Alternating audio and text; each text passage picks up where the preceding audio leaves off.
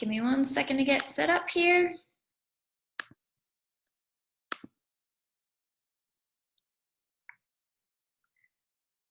Okay, looks like we're good to go. Hi everyone, my name is Sarah Clifford, and I'm here to talk to you today about enhancing motivation in high school performers, which is you. Raise a hands. Who in this room thinks they need motivation to reach their goals? Everyone, awesome, smart group. Okay, raise the hands again. Who thinks sometimes motivation is hard? Yeah, I agree with you.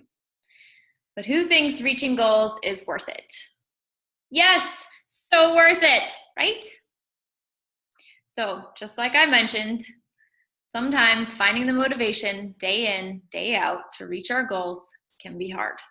We've all been there, right?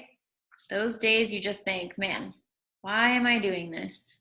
I could be sleeping in or getting ice cream with friends after school or going to that sure to be awesome party over the weekend. So what are some reasons that motivation is lacking? Sometimes it's an injury or other setback. It can be from not getting enough sleep or proper nutrition consistently, fatigue, burnout. It can also have to do with how you perceive your failures and how you approach setting goals for yourself, which we're going to talk more about a little later in this presentation. Remember what it felt like to reach a goal? Felt awesome, right? What it felt like to beat an opponent, to achieve a personal best or make a personal record? How about the feeling of mastering a new skill? All the blood, sweat, and tears that went into making these happen. It felt good. So maybe you're trying to get a scholarship to college so you can compete at the next level. Maybe your team is a contender this year for a championship. Maybe you have some unfinished business with an opponent you know you can beat, but haven't been able to put the performance you want together yet. How do we go about increasing motivation, especially on those days you want to fire that alarm clock into the wall? Please don't do that, by the way.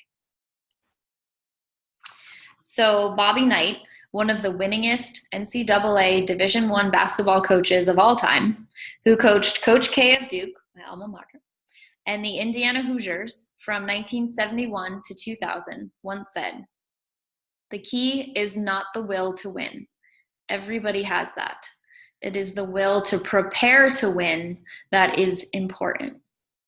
Now, I've handed out this quick questionnaire for you guys to take. I'm not going to collect it after or grade it. You don't have to show it to anybody, but I do want you to really think about your answers and take some time to fill it out right now. I'll give you guys about 5 minutes, so just look up here at the board when you're done so I know to continue. Wait 5 minutes. Okay, looks like everyone had the chance to fill it out. Are there any thoughts, questions so far? Not yet? Okay. Why did I have you just fill out that questionnaire? Well, it was to get you thinking about your own thought processes and motivation and how you view learning, challenges, failures, setbacks, and think of yourself as a student, because that transfers to how you think in relation to your sports. The great Michael Jordan once said, "I've missed more than 9,000 shots in my career. I've lost almost 300 games. 26 times I've been trusted to take the game-winning shot and missed. I've failed over and over and over again in my life, and that is why I succeed." Think about that for a minute and reread that again to yourself.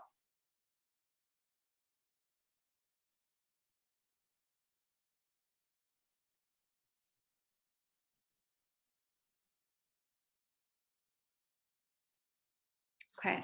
Like Michael Jordan, we need to learn how to view mistakes and setbacks as challenges that motivate you to work harder, get back out there, try again, set new goals. So, there are two types of motivation. One is called intrinsic, the other is called extrinsic. Now, I'm sure you all have started learning your SAT words and can guess which one is more about motivation that comes from within you versus motivation that comes from outside of you.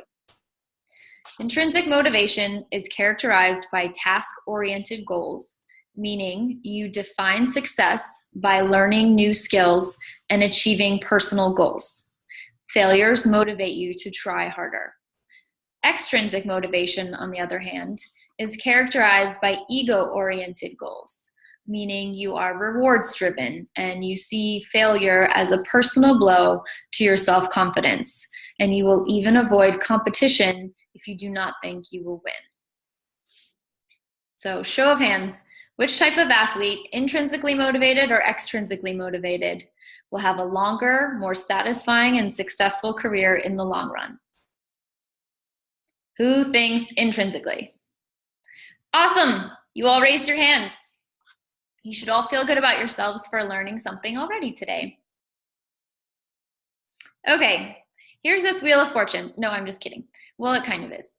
So it starts in the upper left side with self-efficacy or self-belief. That combined with learning focus or feelings of control and valuing your pursuits make up positive motivation or positive thoughts.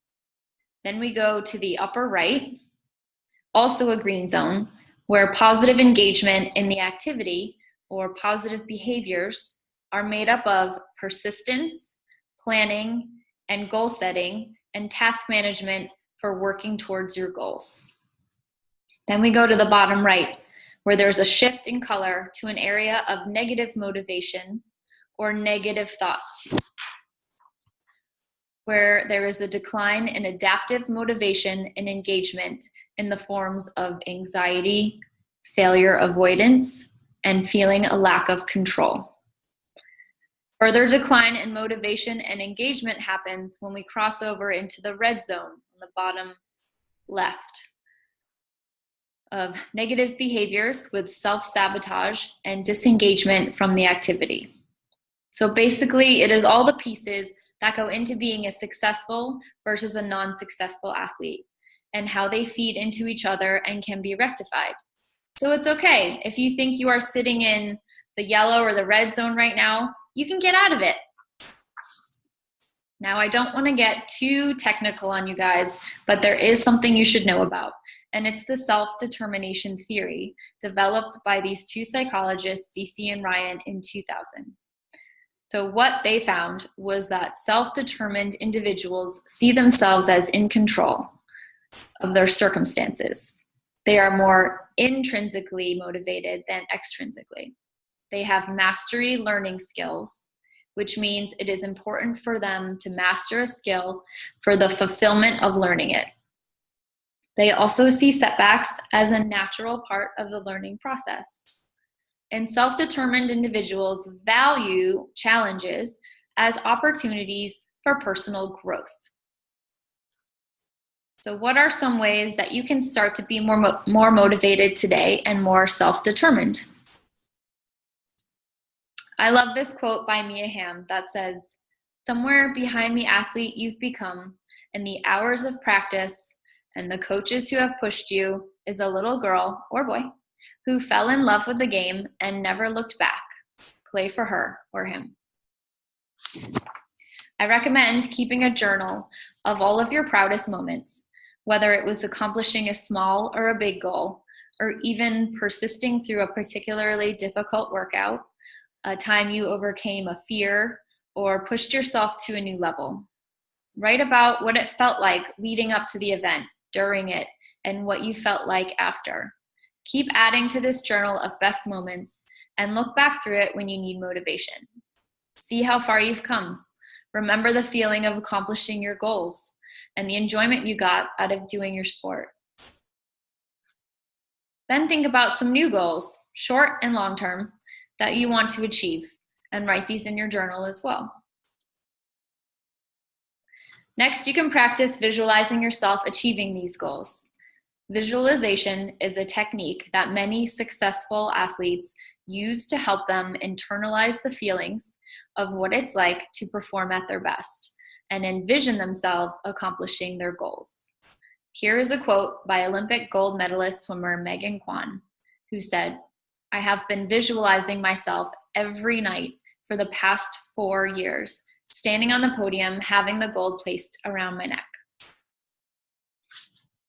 Steve Bosek, wrestling national champion, said, "I actually visualize winning before every single match. I visualize stuff I do before the match. I like to visualize winning at the end and knowing that feeling." Last quote. Allison Felix, multiple Olympic gold medal sprinter, said, "I am a big believer in visualization. I run through my races mentally so that I feel even more prepared." So visualization can be powerful stuff and definitely worth a try to help with motivation. It can be one of the tools that you use to feel ready to compete. Feeling prepared on competition day gives you confidence. Let that desire to feel good going into competition motivate you on a daily basis. So what are some other ways to motivate? Some people use motivating music along with visualization to help them get in the zone. Another thing you can do is write down a catchphrase or two that speaks to you and helps you feel motivated. It can be something your coach says or something you already say to yourself before you compete. You can write them down in your journal and revisit them every day or when you need a reminder. Some examples are, pain today is strength tomorrow. I am strong. I am tough. I can become anything. I do this because I love it. Can you guys think of any others you'd like to add to this list? Not today? Okay. You can also put motivational action shots of yourself and other athletes that inspire you where you can see them every day. So the legendary boxer Muhammad Ali once said, "The fight is won or lost far away from witnesses, behind the lines, in the gym, and out there on the road, long before I dance under those lights." I like that quote. Ultimately, finding meaningful ways to help you stay motivated is how you will be able to realize success. It is in your control to do so. Are there any questions? No? Okay, well, thank you all for listening and have a good day.